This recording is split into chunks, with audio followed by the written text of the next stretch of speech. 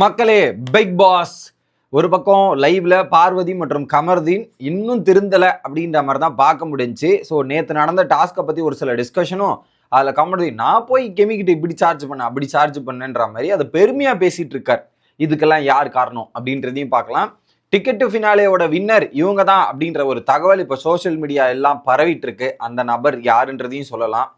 இன்னொரு பக்கம் அந்த ஜெயிக்கும் ரேஸில் இப்படி டிக்கெட்டு ஃபினாலே வாங்குற நெருக்கத்தில் இருந்த ஒரு நபரை நினைக்கும் போது எனக்கு ரொம்ப பாவமா இருக்கு.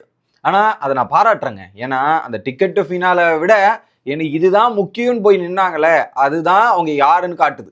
தட் இஸ் த குவாலிட்டி அப்படின்ற மாதிரி ஒரு சில விஷயங்கள் நான் பார்க்குறேன்.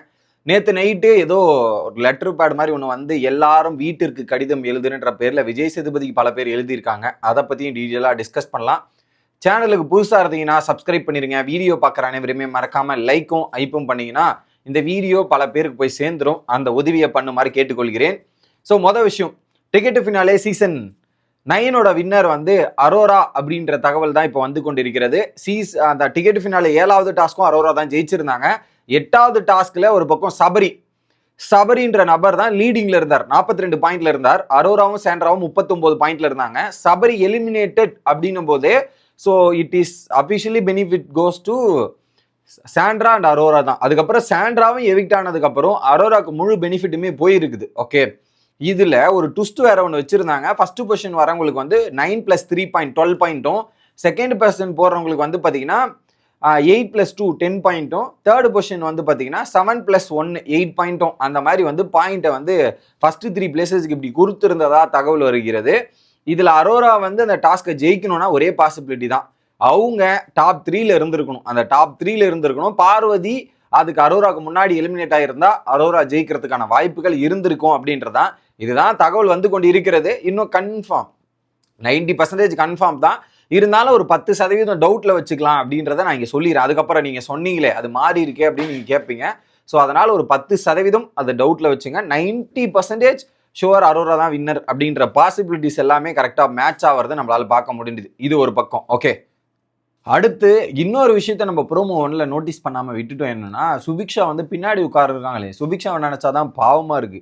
இந்த கை மட்டும் தான் தெரியுது, இந்த 4 விரல் மட்டும் டிக்கிலிருந்து வெளியே வந்து இந்த 4 விரல் மட்டும் தான் தெரியுது.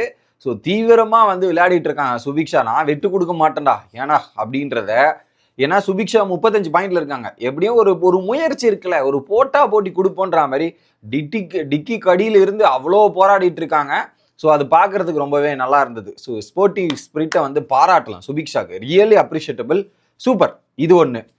அடுத்து நிறைய பேர் வந்து கமெண்ட் செக்ஷன்ல வந்து சாண்ட்ரா தானே ஃபர்ஸ்ட் ட்ரிகர் பண்ணாங்க, சாண்ட்ரா தானே வார்த்தை விட்டாங்க அப்படின்ற மாதிரி சொல்றீங்க.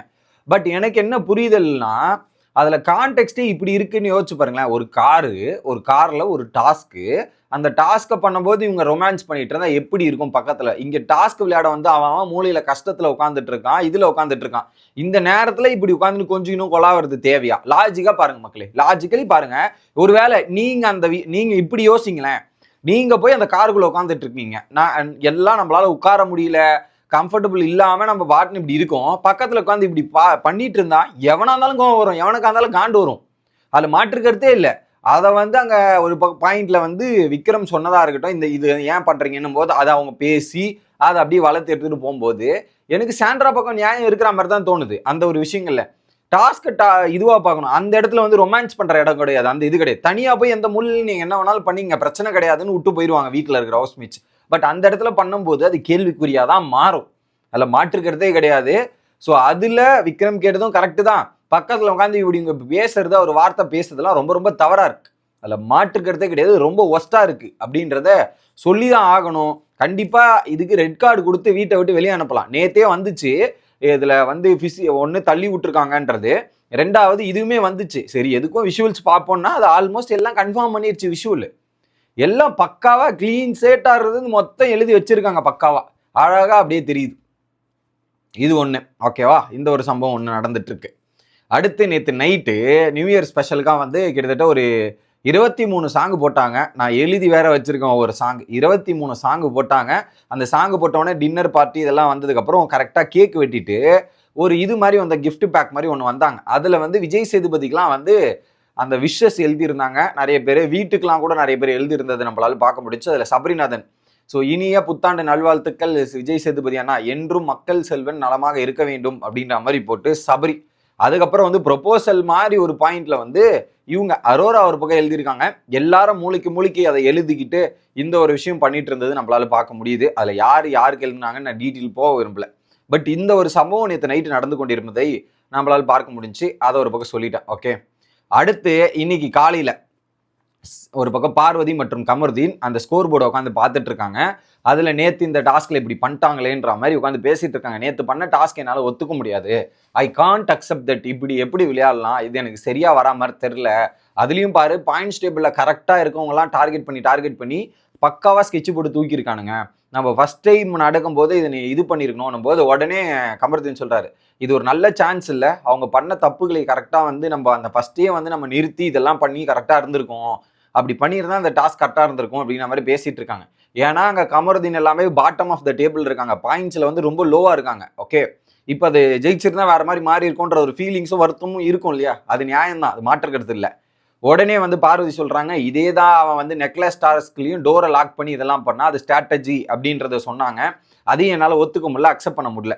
இப்பயும் வந்து இது வந்து ஸ்ட்ராட்டஜி இதெல்லாம் என்னதுங்க இது எப்படி ஏத்துக்க முடியும், இதை எப்படி இது பண்ண முடியும்? இப்ப பாருங்க, பாயிண்ட்ஸ் டேபிள் எல்லாம் பக்கமா இருக்காங்க. அதுல குறிப்பா 4 பேரையும் ஒரே மாதிரி தான் டார்கெட் பண்ணாங்க. திவ்யா வந்து ஒரு ரெஸ்பான்ஸ் பண்ணலன்னா இப்படியா பண்ணுவாங்க, இதெல்லாம் பண்ணுவாங்கன்ற மாதிரி அங்க டிஸ்கஷன் போகுது. எப்படி இந்த ஒரு டாபிக் டிஸ்கஷன் போகுது. இதை முடிச்சிட்டதுக்கு அப்புறம் அப்படியே பார்வதி போயிட்டு அந்த டேபிளுக்குள்ள படுத்தாங்க இல்லையா, அந்த டேபிள் கீழே போயிட்டு படுத்துக்கிட்டு இதுல இருந்து எப்பரா வர முடியும், நான் பார்த்தேன்டா நம்மளை பிடிச்சி இழுத்து இந்த மாதிரி பண்ணுவானுங்கன்னு தெரிஞ்சுதான் நானே வந்துட்டேன்ப்பா, வந்துட்டு நானே இதை பண்ணிக்கிறேன்ற மாதிரி நானே வெளியே வந்தேன், இதெல்லாம் பண்ணேன் அப்படின்ற மாதிரி இந்த ஒரு விஷயத்தையுமே அங்கே பார்வதி உட்காந்து பேசிட்டு இருக்காங்க. பேசிட்டு என்னடா பண்றது, அதுதான்டா தப்பு பண்ணிட்டோம் கமருதீன். இப்போ அவங்க கேமை அவங்க இந்த மாதிரி பிளான் பண்ணி இந்த மாதிரி பண்ணிட்டு இருக்காங்க. நானும் உங்ககிட்ட சொன்னேன் நம்ம 2 பேரும் பிளான் பண்ணலான்றான்றது, அவங்க அப்படி விளையாடுவாங்கன்னு எதிர்பார்க்கல. ஆனா நம்மளும் பண்ணிருக்கலாம், தப்பு கிடையாது. எல்லாம் அவங்களே அப்படி பண்ணும்போது நம்ம ஏன்டா பண்ணிருக்க கூடாது, நம்மளும் சப்போர்ட்டிங் ஈச் அதரா இருந்திருக்கலாமடா, அதை நீ தான் ஒத்துக்க மாட்டேற இதெல்லாம் பண்ற அப்படின்றத சொல்லிட்டு இந்த ஒரு விஷயத்தையும் பேசுறாங்க. ஃபார் எக்ஸாம்பிள் இன்னைக்கு இந்த மாதிரிலாம் டாஸ்க் வந்தா எப்படி, இன்னைக்கு இந்த மாதிரிலாம் டாஸ்க் வந்தா ஸோ நம்ம கூட்டணியா விளையாடலான்ற டிஸ்கஷன் போகுது.